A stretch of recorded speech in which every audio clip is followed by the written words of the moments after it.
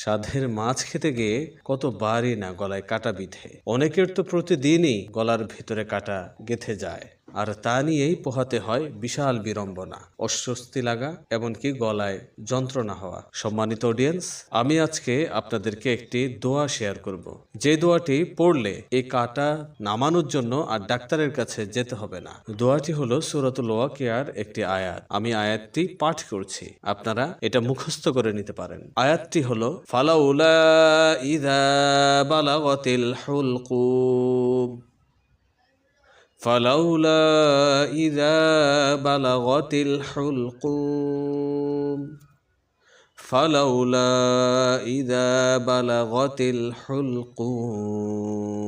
আমলটি করার জন্য সর্বপ্রথম আপনাকে পবিত্র হতে হবে। পবিত্র হওয়ার পরে একবার এই আয়াতটি পাঠ করবেন, আর একবার ঢোক গিলবেন, আবার পাঠ করবেন, আবার ঢোক গিলবেন। এভাবে যতক্ষণ পর্যন্ত কাঁটাটি সরে না যায় ততক্ষণ পর্যন্ত আয়াতটি পড়বেন এবং ঢোক গিলবেন। ইনশাআল্লাহ 7 থেকে 11 বার পাঠ করার আগেই আপনার গলার কাটা নেমে যাবে। গলায় কাটা বিঁধলে এই আমলটি করতে ভুলবেন না।